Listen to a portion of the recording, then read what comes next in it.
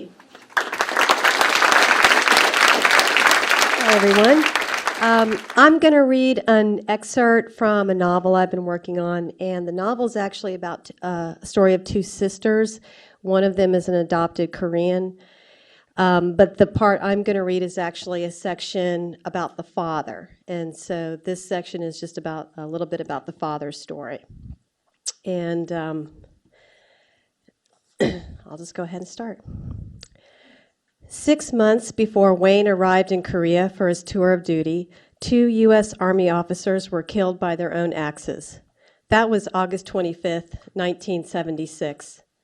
They were in the joint security area of the demilitarized zones that divided North and South Korea. The argument had been over a poplar tree trimming, which the North Korean soldiers did not want to proceed. Their esteemed leader had planted it years ago, and the North Korean commander said he had an order from the top for no one to touch the sacred tree. But Captain Boniface ignored their request to stop the pruning and ordered the operation to continue. Calmly, the North Korean commander removed his watch and wrapped it in a handkerchief. Then he struck Captain Boniface with a karate chop in the neck, grabbed his axe, and hacked him and Officer Barrett, who was off overseeing the pruning. In the chaos, the North Korean soldiers fled from the DMZ back across the bridge of no return to North Korean soil. 3 days after the killings, Operation Paul Bunyan was carried out with the combined support of more than 800 U.S. and Republic of Korea soldiers. The poplar tree was successfully chopped down. Now it was January 1977, and the country was still on lockdown, with all U.S. military personnel and all Korean citizens under a midnight curfew. Wayne was told off the record that if the North Koreans took Seoul, there were men under command to shoot him and everyone else who worked in intel. He was terrified he would die, forsaking his young wife, Bonnie, and the baby girl, Allison, who, he liked to believe, could not manage without him. The whole country smelled. It stank. Even in the sharp bite of the January wind blowing straight from Siberia, the smells seeped into his clothing, sat on his skin. Smells of dead things rotting, sewage seeping from drains in the streets. Shit. Not the mild, slightly sweet tang of cow or horse shit like from back home. This shit was acrid, sharp, and smelled of illness and bad food and vomit. He wondered if the smell would ever go away, but it didn't. It only abated as they got nearer to the base. He was assigned a bunk and a bunk boy, Mr. Park, who's a small, stooped man as old as Wayne's father, who, for $20 a month, would shine Wayne's shoes, make his bunk, press his uniform. All of those responsibilities he learned to do in basic that were essential to being an Army man had now been relegated to someone else who needed the work and the money even more than he did. Vietnam was over, and Wayne was already sensing that everyone, including the military officers, just wanted to relax, to let the air out. He spent the first few days sleeping off his jet lag and getting used to his job in the photo lab developing the airplane reconnaissance photos. The third day, he got his pass to leave Camp Humphreys, and his fellow GIs were waiting to show him the Ville. "The first thing you got to get is a hooch," one of them said as soon as they left the gates. "Only $20 a month and you've got your own pad. For not much more, you get a yobaseo and rice." "A yobase what?" Wayne said. The guys laughed. Wayne was already getting annoyed at how superior they felt when they'd only arrived in Korea for a few months before he had. "It means hello in Korea," a guy named Sam said, "but that's what we call the girls." "I don't need no whore," Wayne said. "I got me a wife and a pretty baby girl back home." The boys laughed again. They were just out of high school, 18 or 19, and Wayne, at 22, suddenly felt so much older than them with his responsibilities and family already formed and blossoming. An old woman approached them. She was wearing a mismatched, voluminous cotton shirt and baggy pants, both decorated in some kind of clashing flower patterns. Wayne thought the primary colors of the woman's clothes looked garish in the desolate, washed-out landscape before him. "You want blowjob? Short time, long time, good price," she said. The woman gave a half-toothed grin. Her black hair was curled into tiny, permed cones. "With you?" Wayne said. The guys laughed. You really are green, Sam said. She's the mama Sam, the pimp. Go away, old woman, a guy named Lenny said. New blood, one of the guys said. That's you. But don't use them. Those girls are cheap, but they all got VD, and they're ugly. We'll show you where to get the good ones. I told you, Wayne said. I'm a married man. I don't pay for no sex. Hell, I'm married too, Lenny said. I'm telling you, man, 12 months is a long time. What happens in Korea stays in Korea, said another. Ahead of them stretched one narrow paved road that was hard from the frost that covered the land like an eggshell. The buildings were 1 or 2 stories. Their tops were netted in a mass of wires crisscrossing the buildings in the street. Hangul, the Korean alphabet, decorated the doors and signs of the stores. And Wayne, who had not yet bothered to learn the letters, felt like he'd fallen into a strange dream that offered neither compass nor refuge. Soon signs in English appeared to him. Bars called Seven, Duffy's, Top Hat, Meacham, Soul Brother, the bar for the black GIs, and T-Boy for the whites. Young, pretty Korean women were crowded in as well, some with cards around their necks. God, it stinks to high heaven here, Wayne said. It's from the rice paddies. They use human shit to fertilize them. You'll get used to it. Just watch out for the honey wagon, one of the guys said. That's when they suck up all the shit. A man could die if he got too near that. All the men, except for Wayne, were in a good mood. He wanted to go home. Not to Bonnie and Allison, whom he loved, but would not allow him a moment of rest.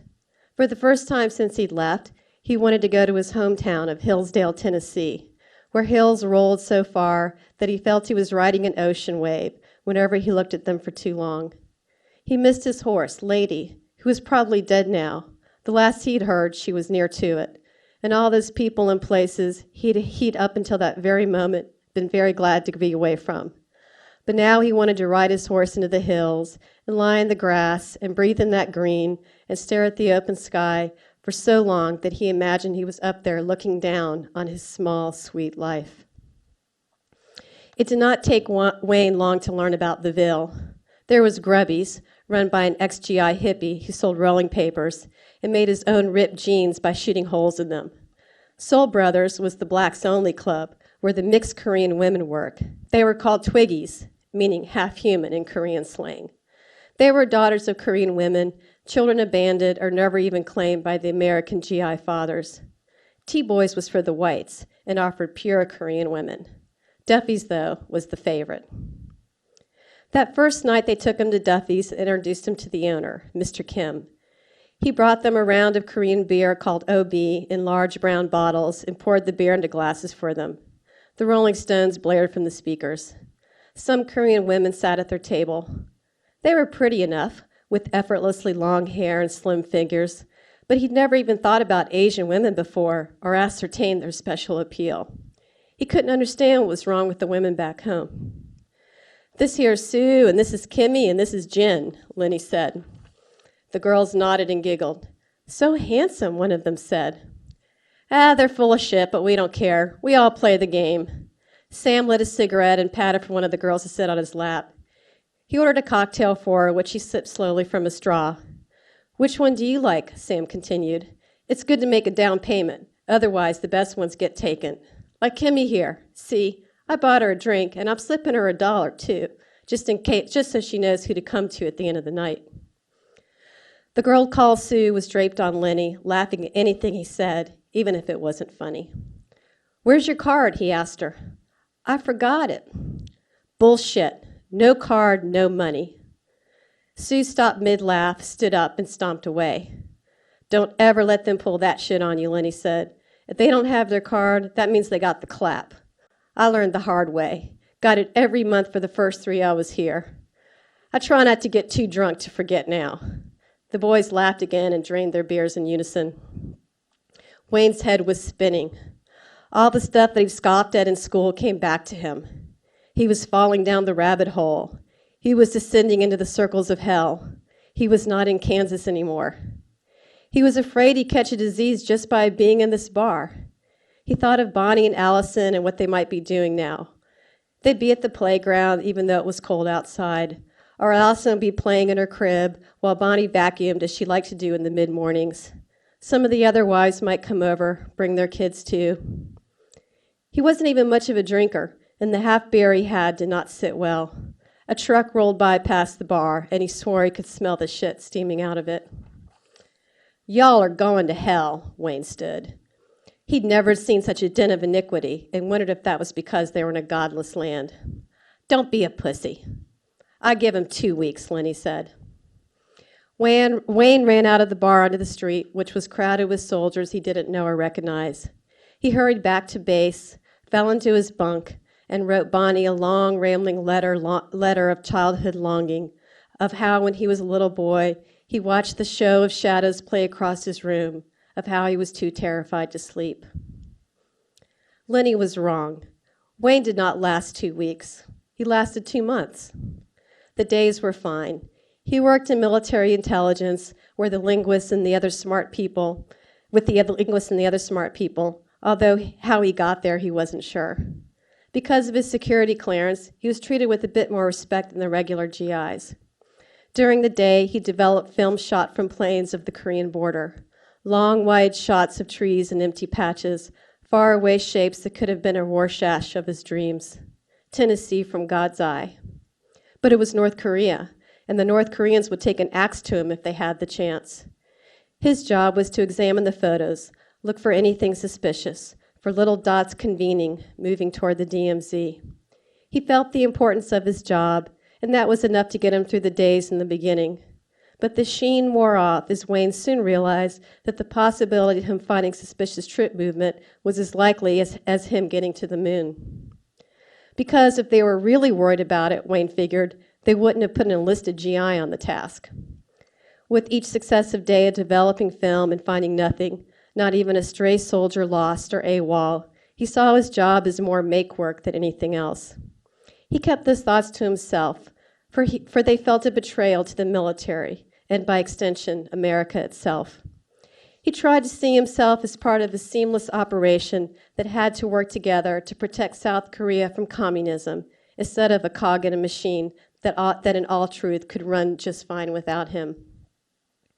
Even so, he'd get through the days pretty easily. The nights, though, were the problem. His buddies were in the Ville or at their hooches, and the barracks were scattered with solitary, withdrawn men who, Wayne suspected, were homosexuals or terrified virgins. He'd spent the evenings on his bunk reading the Bible, the one he got for high school graduation from his mama, the King James Version, the real thing. He meant to read it from beginning to end, but he often flipped ahead to the New Testament and the read passages that were Jesus' word. He was in a place where he needed the words from the Son of God himself, but they didn't always help his resolve. "Judge not, that ye not be judged, for with what judgment ye judge, ye shall be judged, and with what measure ye met, it shall be measured to you again." He started smoking dope bought by his friends Yobaseos from the Korean pharmacy, which the GIs weren't allowed to enter. The stuff was weak, low grade compared to what people grew back home, but it was all there was. He listened to the Armed Forces radio play all the good music he grew up with, and he fixed his eyes on the Bible, trying to get past Genesis. When he could no longer console himself with those words, he'd write long letters to Bonnie, recalling their childhood. She'd grown up 2 farms away from him, when they started dating in high school. The first time they had sex. They'd both been virgins, and it had been too fast, but he remembered the way she opened her mouth and made that tiny sound, an O of wonder or surprise or pain. He started his letters with, "Remember when?" And then he detailed that day in church when their families had sat next to each other and he made pretenses to push his leg against hers. Or that first year they'd been married when they'd had sex almost every day and Bonnie still couldn't get pregnant. He wrote her every night, but she only wrote him once a week, short, hasty letters. She didn't have time to think of the past, she said. There was only now, this exhaustion at her muddled mind. She missed him when she could, she wrote. He missed her all the time. He missed her body, forever shaped after Allison had been born, with its ribbons of purple rivers running across her abdomen and inner thighs. He missed her sleeping beside him, her damp brown hair stuck on her neck. He missed the fried eggs and grits she made for him most mornings, how she gave him the first cup of coffee from the percolator. He missed that she knew when he was out of shaving cream and let him listen to his country oldie station in the car. He missed her most when his buddies talked so casually of their yobaseos who cooked them rice and brought kimchi and slept with them on a blanket called a yo in their hooches. He was lonely, and he was 22, and in the end, he could not abide the teachings of the Lord because his flesh was weak. He prayed for God to show him mercy. Thank you.